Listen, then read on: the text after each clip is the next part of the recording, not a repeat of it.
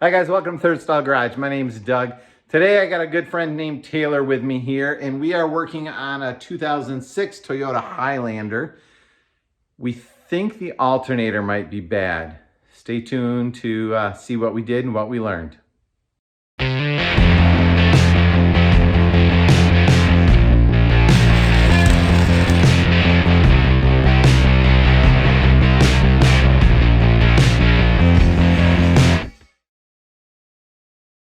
All right, here we go. Taylor, tell us what happened with your car. What were the symptoms? What was going wrong?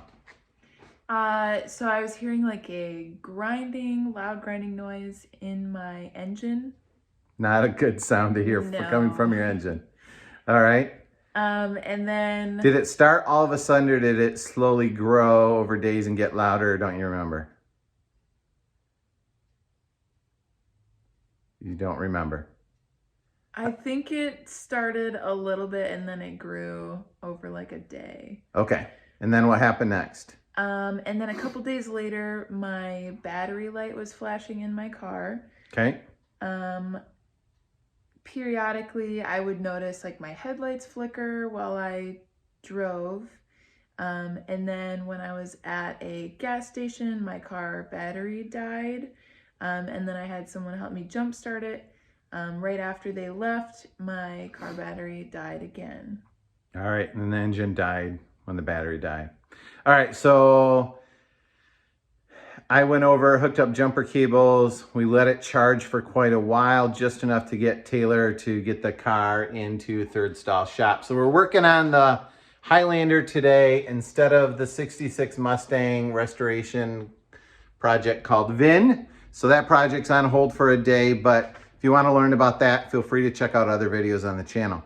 So we got the car in the shop, took a look at it, put the battery on a charger. It seemed to be charging fine. With the car running, there was definitely a very loud, angry, growling, grinding type noise coming from the front of the car. We ended up taking a long 3/8 extension rod and using it kind of like a stethoscope, and put it up to our ear, poked around the engine compartment, and definitely the noise is definitely coming from the alternator area. So let's start pulling the alternator out, and we'll check it out and see if it's bad once we get it out. Stay tuned and see what happens. All right, so let's get this alternator removed. Here's the engine compartment. Exhaust cover, there's the alternator, very easy to get at.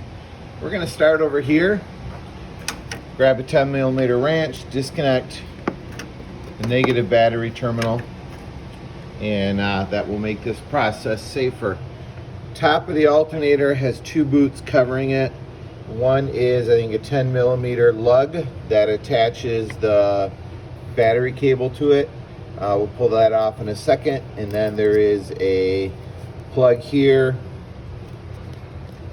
squeeze on both sides, hard,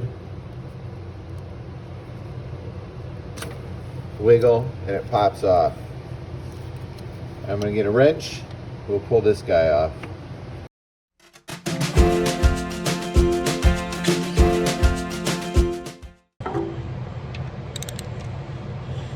There also is a bracket right here with a 10mm bolt which holds this wiring harness, and there looks to be one down here on the front side as well. So let's take those off. I'm assuming they need to come out. It's just a couple bolts so it's not too hard, and then they'll be out of our way. This one in the front looks a little smaller. Had a hard time actually getting, I don't know if you can see that well, the socket, because of the plastic housing around the alternator, the socket kind of could only reach the head of this little bolt on an angle.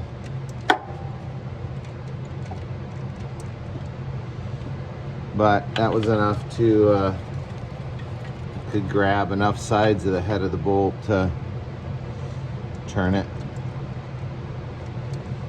I think it's an 8mm. If I had a little 8mm box end wrench, That would probably work really well. Ta-da!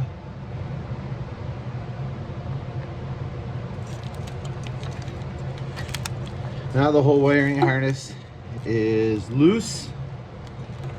Kind of be pulled out of our way. I think I'll get a bungee cord, pull that off to the side. So the first mounting bolt we're going to work on loosening is in the back here. So if you look right in the back of the alternator, right there, my light is pointing at it. I think it's a 14 millimeter mounting bolt. We're going to crack that loose, and then we don't need to take it all the way out yet because we'll release the tension of the belt before we remove it all the way. So there's one bolt there, and then there's a second bolt that I think is a 12 millimeter that is directly below the center of this pulley, and that's the lower mounting point for the alternator. So we'll work on those next.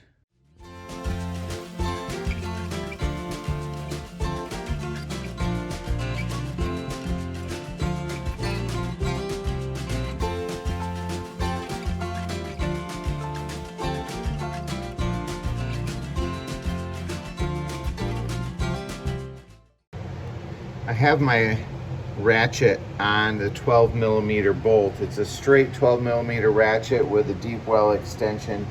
You can see it's just directly below the alternator pulley.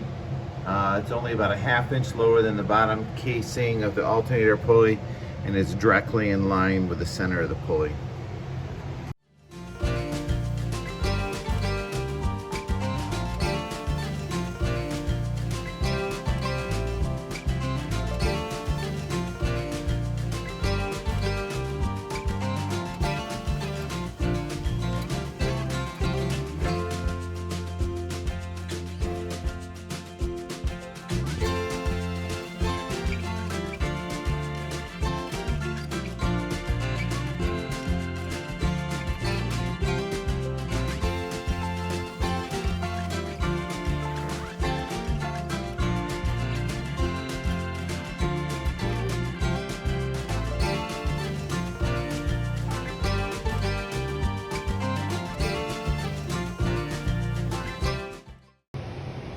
Okay, so I have the rear and the lower mounting bolts loose.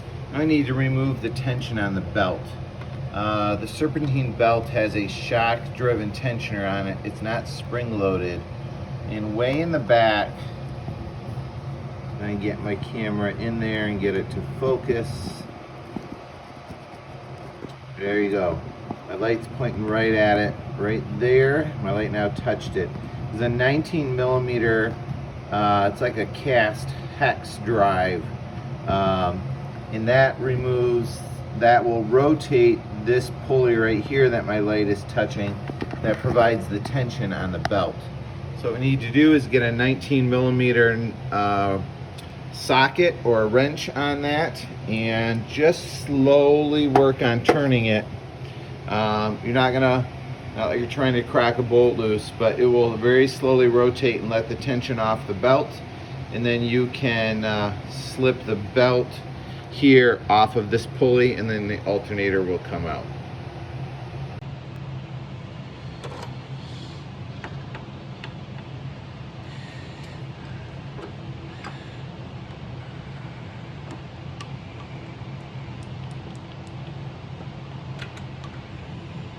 There we go, I got my socket on it.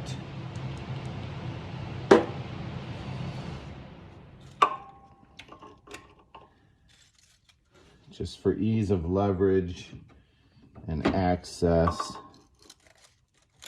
Nice thing about our socket is you can get a few clicks to orient the handle exactly where you want it. With a open end wrench, you're kind of stuck. I'm use my breaker bar, just slowly pull on it. Don't want to pull real hard or real fast. The belt's starting to come loose. I can slide the belt. My breaker bar might be in the way, but I have the belt just about slid up. There we go. The belt's off the pulley. Now I slowly let go. And the belt is off. And now I should be able to, here is the rear mounting bolt. I had pulled the front mounting bolt off a little bit earlier. Hopefully you can see that. That's the 12 millimeter lower one. And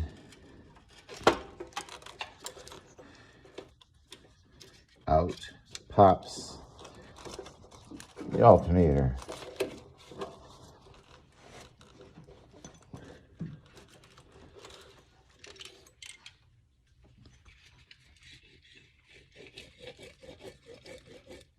Bearings shouldn't sound quite that loud, nor should there little be chunks pulling out of it. I'll get a new one, put it in. So the alternator is out. I highly recommend leaving the serpentine belt exactly where it is, so you don't need to re-thread it around all of the different pulleys. Went to Napa, got a new remanufactured alternator for 140 bucks.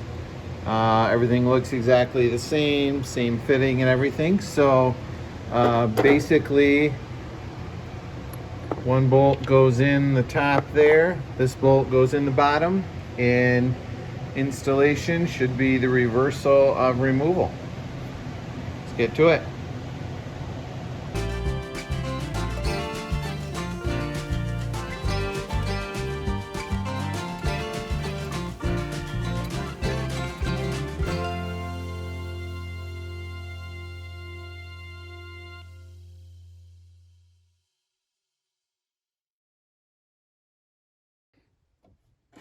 All right, alternator is in.